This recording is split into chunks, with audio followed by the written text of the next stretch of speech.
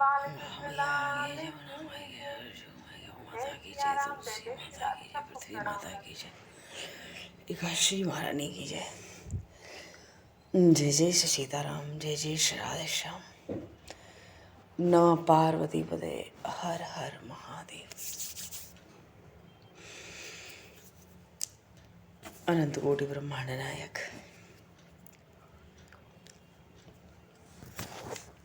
सर्वेश्वर पूर्ण परात्पर ब्रह्म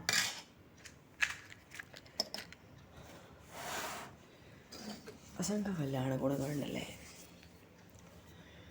भक्तवांशा कल्पतरु शरणागत वत्सल भक्त वत्सल दीन मधुदया सुंदर भगवान श्री राधा माधव की असीम कृपा करुणा से शर्मन जी महाराज की परम पावन भाव में सन्निधि में महापुरुषों के भाव में उपस्थिति में एवं आप सभी श्रद्धालु भक्त वैष्णवों के मंगल सन्निधि में 84 कोश ब्रजमंडल धाम के हृदय स्थल श्री धाम वृंदावन से मानव जीवन का सर्वोत्कृष्ट फल भगवत गुणगान भगवत स्मरण का आनंद हम सभी भगवान श्री बालकृष्ण की बाल लीलाओं के माध्यम से प्राप्त करने जा रहे हैं। सर्वप्रथम आप सभी भक्तजनों को श्री चरणों में भगवत भाव से सादर वंदन सादर नमन। आप सभी को यथा योग्य जय श्री राम, जय जय श्री राधे, हरि शरण, जय श्री भगवान, जय जय।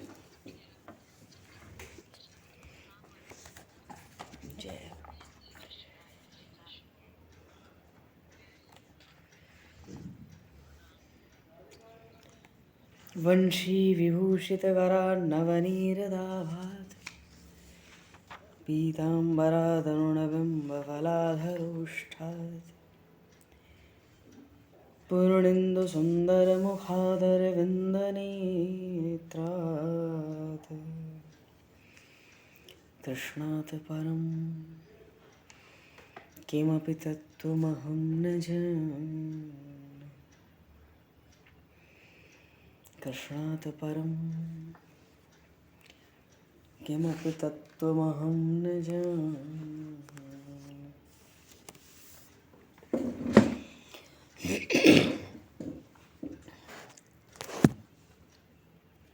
आनंद सिंधु आनंद कंद भगवान श्री कृष्ण चंद्र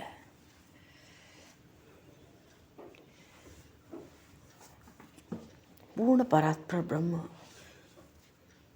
प्रेम पुरुषोत्तम होकर ब्रज में आनंदमय लीलाओं का संपादन कर रहे हैं।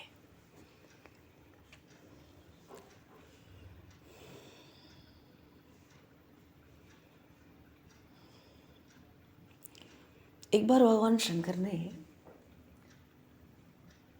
देवऋषि नारद जी से कहा,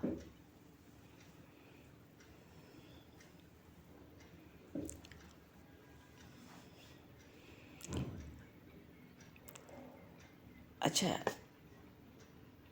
भगवान शिव को संक्षेप में हम ऐसे समझें, जुगल सरकार के दर्शन की बड़ी भारी कामना थी ब्रज में। एक बार भगवान प्रकट हुए, इनको दर्शन दिए।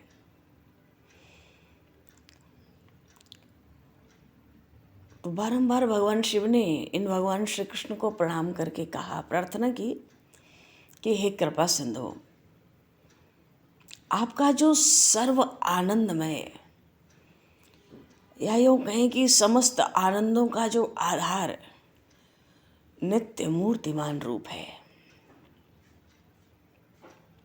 और जिसको बड़े बड़े विद्वान निर्गुण भी कहते हैं, जिस ब्रह्म को निष्क्रिय ब्रह्म कहते हैं, शांत ब्रह्म कहते हैं,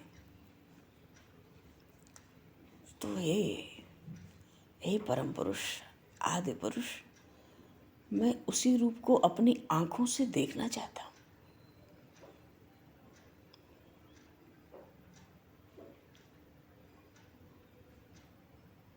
अच्छा, भगवान ने इनको वर मांगने को कहा दर्शन दे के, इसके लिए भगवान शिव ने जुगल मंत्र का जाप भी बहुत किया था, ध्यान भी बहुत किया था, बहुत काल तक कैलाश में। तब भगवान ने दर्शन दे के वर मांगने को कहा था। तो प्रार्थना करके भगवान शिव ने ये बात कही, मनो उस निष्क्रिय निर्गुण शांत ब्रह्म को आंखों से देखना चाहता हूं। तो भगवान श्री कृष्ण ने कहा, अजी फिर तो आप यमुना जी के पश्चिम तट पर मेरे वृंदावन जाइए। बोलिए श्री वृंदावन धाम की जय। वहां आपको मेरे स्वरूप के दर्शन होंगे। बस इतना कह के तो भगवान श्री कृष्ण अंतर्ध्यान हो गए थे उस समय, और उसी क्षण भगवान शिव कैलाश से जमुना तट पर। तो क्या दर्शन करते हैं।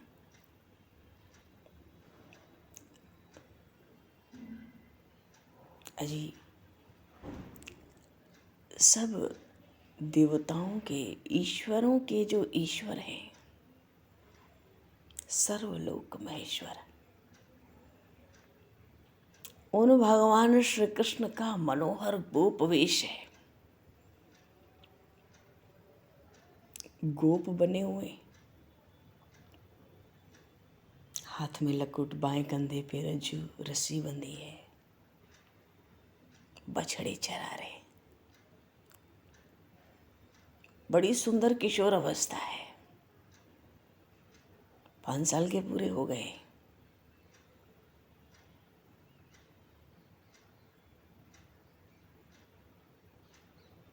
तो जब भगवान शिव ने दर्शन किया था, उस समय श्री जी साथ थी। तो प्रभु ने अपना, श्री जी के बाएं कंधे पर अपना बायां हाथ रख रखा था और त्रिभंग ललित मुद्रा से मुस्कुरा रहे। चारों ओर गोपियों का मंडल, शरीर की कांति श्रेयंग तो बिल्कुल श्याम वर्ण,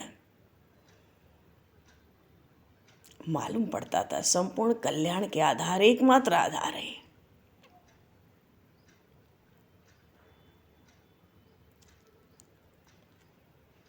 तो जब भगवान श्री कृष्ण ने भगवान शिव को देखा तो उनसे कहा, बड़ी मधुर वाणी से, अमृतमय वाणी से कहा, हे शंकर जी, आपने अब मेरा ये परम अलौकिक रूप देखा है।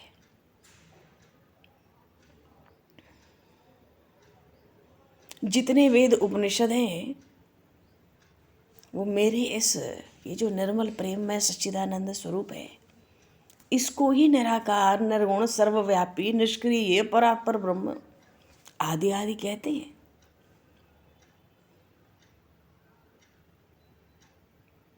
भगवान में प्रकृति से उत्पन्न कोई गुण नहीं है, पर भगवान गुणों में अनंत है, भगवान के गुण अनंत है। इसीलिए तो भगवान को निर्गुण कहते हैं, क्योंकि प्रकृति का गुण वहाँ कोई नहीं है, पर गुण अनंत है। और हे शिव जी, ये इन साधारण नेत्रों से मेरे स्वरूप का कोई दर्शन नहीं कर सकता, तभी तो वेद मुझे निराकार कहते हैं। और जो कण कण में भगवान है सर्वव्यापक, कहते हैं मैं तो अपने चैतन्य स्वरूप के एक अंश से सर्वव्यापी हूं।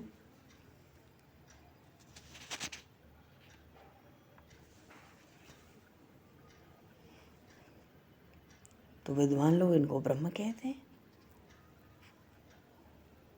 ये जो सारा विश्व प्रपंच दिखता है, भगवान कहते हैं मैं इसका रचयिता थोड़ी हूं। इसलिए पंडित लोग मुझे निष्क्रिय कहते हैं।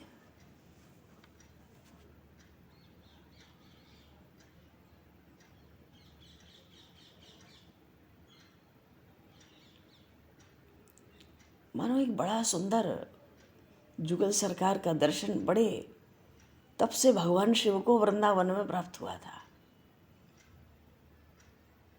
तो जब देवऋषि नारद सुन रहे थे प्रसंग, तो उनको लोभ हुआ, हमें भी जुगल स्वरूप की प्राप्ति हो जाती। उस समय भगवान ने कहा था, हम जुगल के शरणागत होकर गोपी भाव से हमारी उपासना हो, तब इस स्वरूप की प्राप्ति होगी। दूसरे किसी को नहीं होगी। गोपी भावेन देवेश स मामेति न चेतरः। और ये सब प्राप्त हो जाए इसके लिए प्रधान रूप से इन श्री राधा रानी की उपासना होनी चाहिए।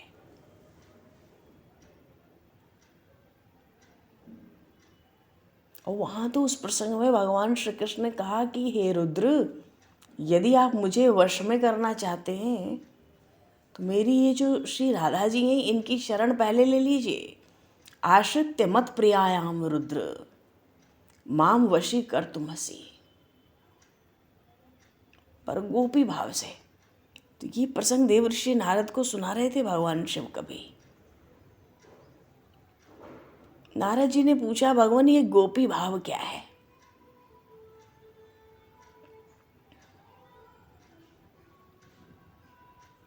भगवान शिव ने कहा, नारद, उन श्री कृष्ण के सुख के लिए सर्वस्व का त्याग,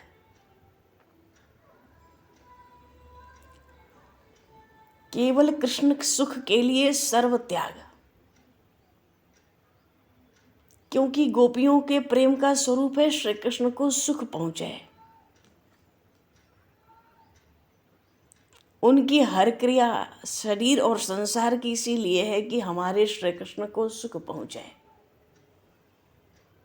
और भगवान का कथन है गीता जी में, ये यथा माम प्रपद्यन्ते तांस्थैव भजाम्यहम्।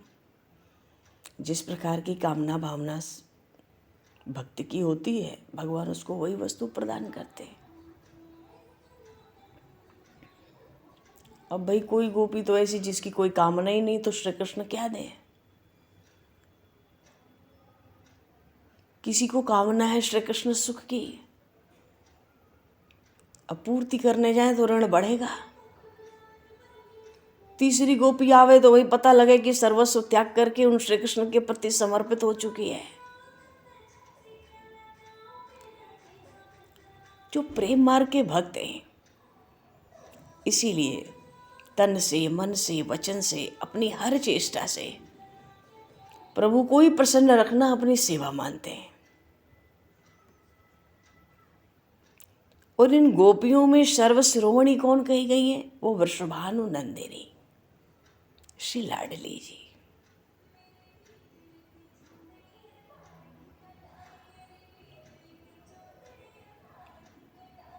तो गोपियों का भी परम आदर हो, उनका परम आदर भी तो उन्हीं की परम जो सेव्य है श्री जी, उन्हीं में होगा, निहित होगा। उनसे अलग कहाँ हो सकता है?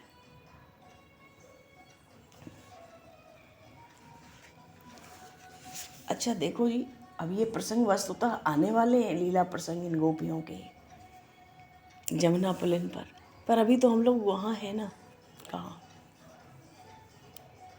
बक के उद्धार के लिए महर्षि जाजली।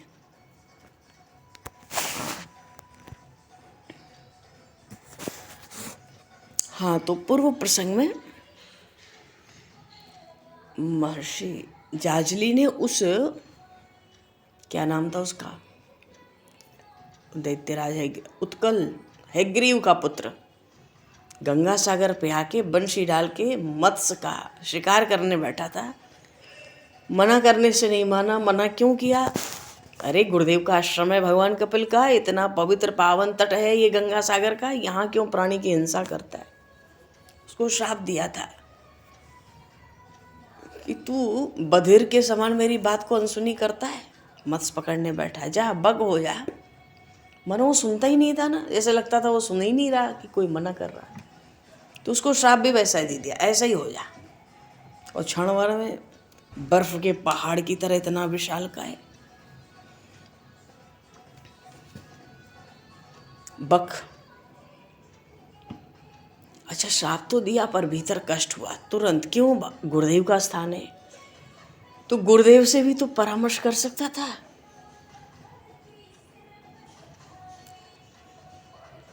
तो जब वो इतना बड़ा बक बन गया, चरणों में गिर पड़ा, अपने कल्याण की पूछने लगा,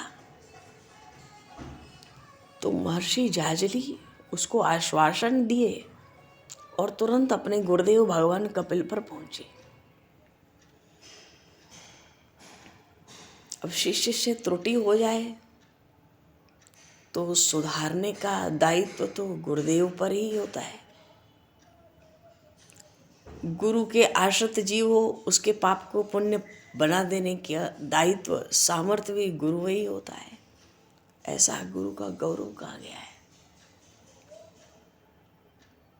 और फिर जाजली सोचते हैं कि अरे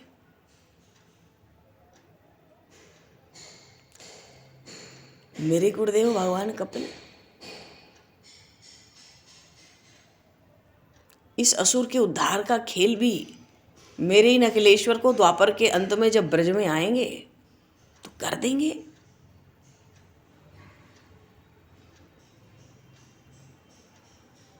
तो महर्षि कपिल ने कहा ठीक है, तुमने जो श्राप दे दिया, देखो श्राप को वरदान बनाना तो प्रभु की सामर्थ्य है। क्यों? वो सर्वज्ञ है। भगवान कपिल ने कह दिया कि द्वापर के अंत में तुम्हारे श्राप को वरदान बना दूंगा और अवश्य ही मैं इसको अपना भी लूंगा। और तुम चाहो तो उसको ऐसा आश्वासन अभी दे सकते हो। गए बक के पास, अब तो बक बन गया था उत्कल। ये इतने पराक्रमी, प्रतापी, महाबलशाली थे, इनको अपनी जोड़ी का कोई योद्धा ही नहीं मिलता था। युद्ध किससे करे? ऐसे हिरण्याक्ष था, समंदर में घुस जाता, घुटने घुटने तक जल हो जाता। समंदर कोई अपनी गदा से पीटता, समंदर चित्कार करता था। ऐसा था हिरण्याक्ष। अब ये तो बक बन गया। वो कह दिया महर्षि जाजली ने, द्वापर के अंत में भगवान जब अवतार लेंगे तो तुम्हारा उद्धार करेंगे और कहते हैं तुमको अपना भी लेंगे। बोलिए श्री कपिल भगवान की जय। सुनते ही उड़ गया।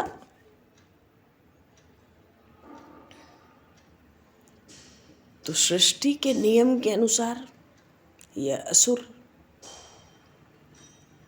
बक शरीर में उत्पन्न भी हुआ।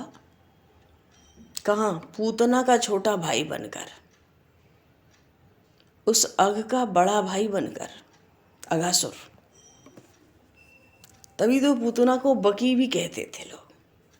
पूतना का छोटा भाई है, बड़ा भाई छोटा है पूतना से, और इससे भी, इस बक से, बकासुर से भी छोटा था अघासुर। उसको तो देख के देवलोग खाली कर देते थे, ऐसा था वो अघासुर। था तो बकासुर दिखने में बिल्कुल सफेद श्वेत, जैसे मानो मूर्तिमान सात्विकता हो। शरीर एक पैर पर स्थिर, शांत, जल में ऐसा खड़े रहेगा मानो कोई महान ध्यानस्थ योगी है। पर ध्यान कहाँ रहता है? मछली पर। मछली आई और टप पकड़ लिया, निकल गया, पता भी नहीं पड़ी। और अघासुर, अघ का मतलब ही होता है पाप। तो पाप का बड़ा भाई तो दंभ होगा ही। ये तो बगुला बन गया,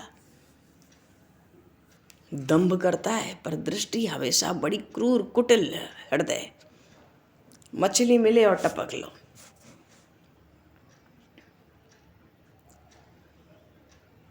बड़ा सात्विक वेश, बड़ी एकाग्रता, बड़ा ध्यान, बड़ा तप, उत्कट का दिखावा, दृष्टि भोग पर, छल से भोग प्राप्त करने पर। क्यों? मछली को कहाँ पता है कि आहार कर लेगा। उसको तो लगता है कोई सफ़ेद सफ़ेद बैठा है समाधि में जल के भीतर, तो छल से भोग पाता है। तो इतना क्रूर कुटिल हृदय, किसी की हत्या में जरा भी हिचकता थोड़ा ही है। अपने स्वार्थ, अपने सुख पर दृष्टि है इसके। तो ऐसा दम्भ पाप का बड़ा भाई ही होता है। अघासुर इसका छोटा भाई है ना, अघ। ये है बक, वो है अघ, और सबसे बड़ी है पूतना। अगर जीवन में दम्भ आ जाए ना तो कोई साधन नहीं है जो उद्धार करे।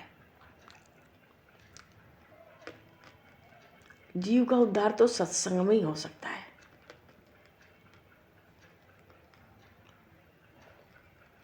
अभी तो दम्भ में है। चलो, उधर महर्षि जाजली को दुख होता था, व्यथित होते थे कभी कभी श्राप देकर। क्यों, अब पीड़ा तो मिली गई है उस उत्कल को, तो अशांत रहता था मन थोड़ा। तो इनके गुरुदेव भगवान कपिल ने इनसे कहा, आदेश दे दिया, ऐसा करो, तुम यहाँ अशांत बने रहते हो और तुम ब्रज में जाओ और महर्षि शांडिल्य के पास कुछ दिन निवास करो,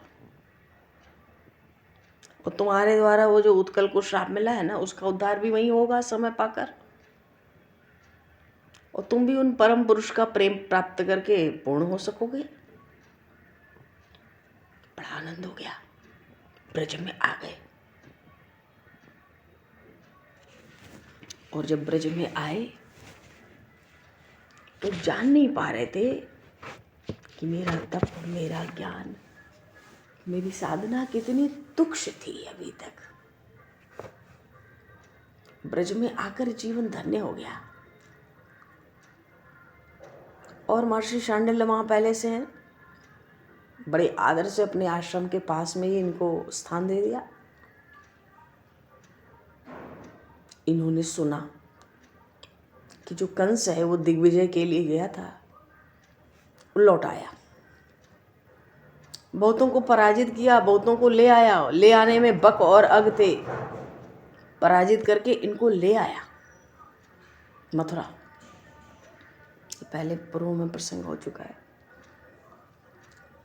और इस कंस ने पूतना को तो बहन मान लिया था, तो ये जो अग हैं और बक, अगासुर बकासुर, सहजी कंस के भाई जैसे हो गए। और पूतना जब गोकुल आई थी भाई, दुग्ध पान की कुछ चेष्टा ही तो की थी, तो उसकी जो भीतर जो उसका आसुरी स्वभाव था, भगवान से स्पर्श होके उसका तो परित्राण हो गया।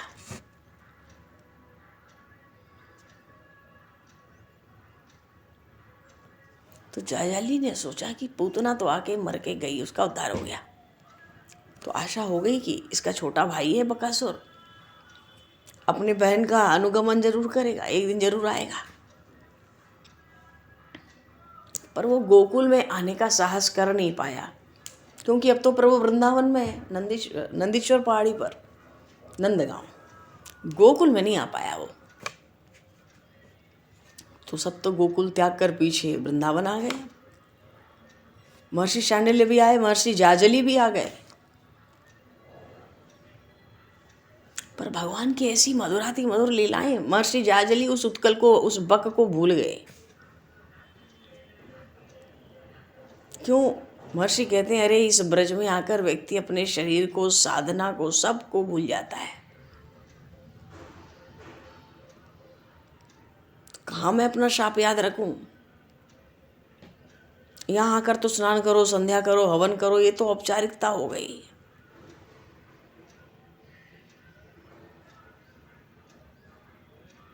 बस यहाँ तो एक ही साधना बनी हुई है।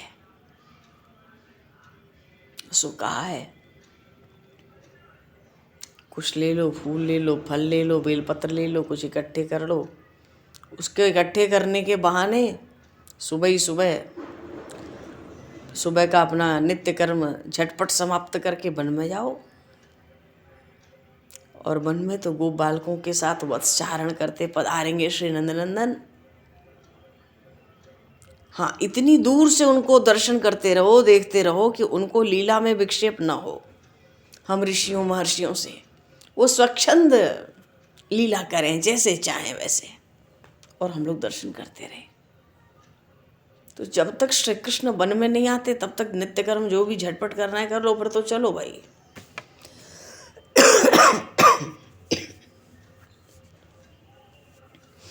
और भगवान हो या उनके बाल सखा, बड़े श्रद्धालु, बड़े संकोची हैं भाई। कोई ऋषि मुनि दिखेगा तो दौड़ते आवेंगे, भूमि पर लेट के साष्टांग करेंगे। अपने उत्तरीय बिछा देंगे बैठने के लिए, तो क्या वो जो अखिल संपूर्ण ब्रह्मांडों के नायक हैं, उनके मैं पीताम्बर पर उत्तरीय पर बैठने का साहस कर सकता हूँ? अब मुझ में तो ऐसा साहस नहीं है। भगवान श्री राम अयोध्या में थे तो बारंबार देव ऋषि नारद आते, सनकादिक आते, भगवान की लीलाओं का रसास्वादन करते, उनकी रूप माधुरी का पान करते, फिर लौटते, सत्संग भी होता, अनपायनी भक्ति का वरदान भी मांगते। उत्तरकांड में प्रसंग आया, सनकादिक आए प्रभु के दर्शन के लिए। देखत बालक बहुकालीना, देखने में तो बालक, परमाणु चारों वेद मूर्तिमान। तो भगवान श्री राम अपने सब भाइयों के साथ, और हनुमान जी भी महाराज उस समय उपवन में साथ, उनको देखते ही भगवान ने अपना उत्तरी, अपना पीताम्बर उठाया और बिछा दिया और उसी पर बैठाया सनकादिक को। उन्होंने भगवान की बड़ी सुंदर स्तुति की वहाँ। सबने खूब तन्मयता से आनंद में भर के प्रणाम किया। यहाँ भी देखो महर्षि जाजली कहते हैं, इन नंद नंदन को अपना उत्तरीय बिछाने में तो जरा भी समय नहीं लगेगा, तो भाई दूर से ही दर्शन करो, लीला का दर्शन भी होवे और इनको संकोच भी ना होवे, क्योंकि ये सब बालक बड़े श्रद्धालु, बड़े संकोची हैं। देखेंगे तो जरूर आवेंगे। तो ये महर्षि जाजली बड़े दूर से ही छिपकर उन श्री बलदेव बलराम जी महाराज के साथ सौंदर्य के धाम उन श्री कृष्ण का दर्शन करते रहते थे। उनकी चंचल, बड़ी सुंदर सुंदर चंचल बाल लीलाओं को देखते रहते। तो इतना बड़ा सौभाग्य मिला भाई इनके दया सिंधु गुरु भगवान कपिल की कृपा से, और नहीं तो यहाँ आने की धृष्टता कौन कर सकता है। आकाश में विमान लेके देवता भी आने की अनुमति नहीं पाते जब तक भगवती पूर्णमासी का संकेत नहीं होता। ब्रज के आकाश में कोई देवताओं का विमान नहीं आता था।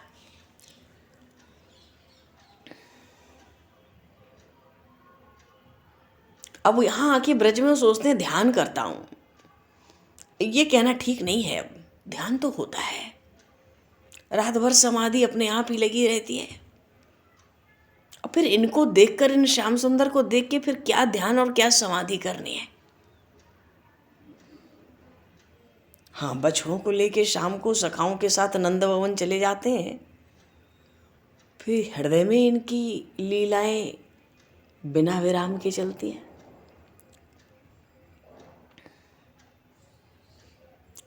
भगवान के लीला चरित्र क्षण क्षण में नया नया आनंद प्रकट करने वाले, उत्पन्न करने वाले। महर्षि जाजली सोचते हैं गोकुल के ये गोप बालक बड़े धन्य हैं। क्यों श्री कृष्ण इनसे तनिक भी दूर हुए फिर ये दौड़े, क्या चिल्लाते हैं, मैं पहले स्पर्श करूंगा कन्हैया को, मैं पहले। दौड़ते आते हैं इसके पास। फिर प्रभु का, इन नंदनंदन का कितना स्नेह, कितनी आत्मीयता इनके साथ।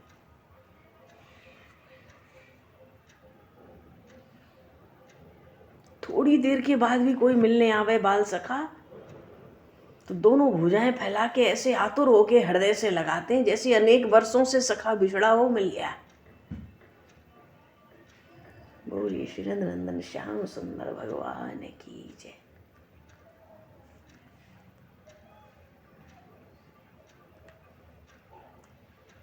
स्वयं नृत्य करते हैं तो गोप कुमार तालियां बजाते हैं, स्वयं गाते हैं। अब ताली बजाते हैं जब सखाओं में कोई नृत्य करने लगे, कोई गाने लगे तो तालियां खुद बजाने लगते हैं, प्रशंसा करते हैं। अरे जिनके चरण ब्रह्मा शिव से भी वंदित हैं, सेवित हैं, वो इन गोप बालकों की प्रशंसा करते हैं, इनके नृत्य की, इनके गीत की। तो क्या कहीं तुलना है क्या इन बालकों के महान पुण्यों की, बछड़ों के सौभाग्य की?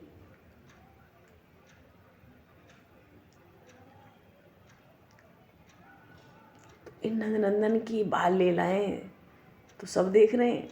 सरोवर पे जो लताएं वृक्ष होते हैं वो आनंद में भर के एकदम झुके आती हैं द्रवित होके। तो ऐसी जगहों में छिप छिप के ये लीला दर्शन करते हैं।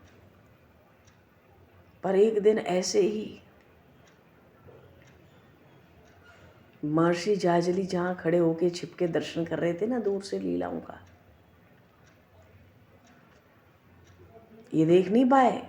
तो जो महाबक बना हुआ दैत्य उत्कल था ना, पता नहीं कब आ गया और इनके पास में ही था, जल के तट पर बैठ गया।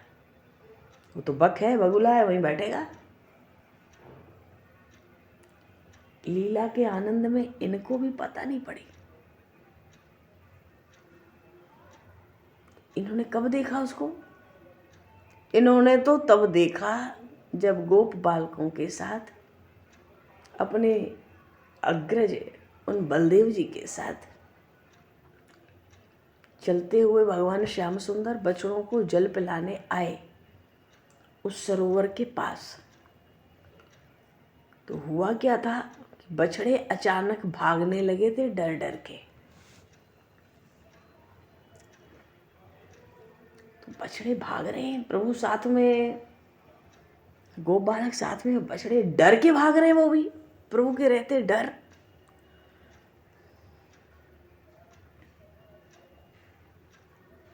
तो उन गोप बालकों ने देखा, भगवान के सखाओं ने देखा, भैया ये तो पूरे बर्फ के शिखर के समान बड़ो विशाल बक है। भय से तो भैया आतुर हो गए, स्वाभाविक था, सहज बात थी। डर के मारे जहां के तहां उस बगुले की ओर ही देखते खड़े रह गए सब। खड़े इसलिए रह गए क्योंकि श्री कृष्ण बलराम वहीं हैं, नहीं तो वहां कोई नहीं टिकता।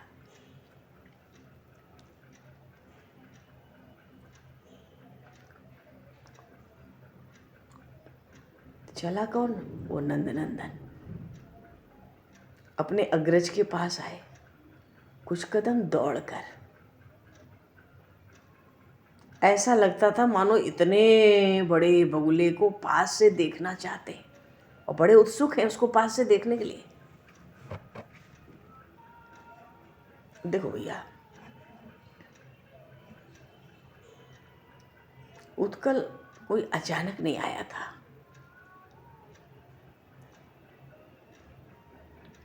वो अपनी बहन पूतना का परिशोध लेने के लिए, बदला लेने के लिए, प्रतिशोध की आग में जल रहा था। कंस की प्रेरणा से ही पहुंचा था, कंस ने भेजा था, मारा उसको जाके। अब इतना बड़ा बक उन श्री कृष्ण तक पहुंचना चाहे तो 2 डग बहुत है। शरीर ही उसका इतना विशाल है, बर्फ की पहाड़ की तरह।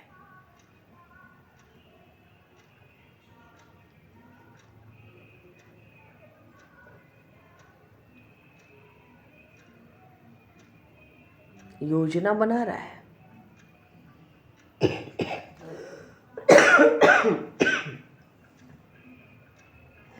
चलो जी, बकासुर का उद्धार होने जा रहा है। समय को दृष्टिगत करते हुए वाणी को यहीं विराम दिया जाए। बोलिए श्री नंदन श्याम सुंदर भगवान की जय। श्री राम राजा सरकार की जय। श्री गौरी शंकर भगवान की जय।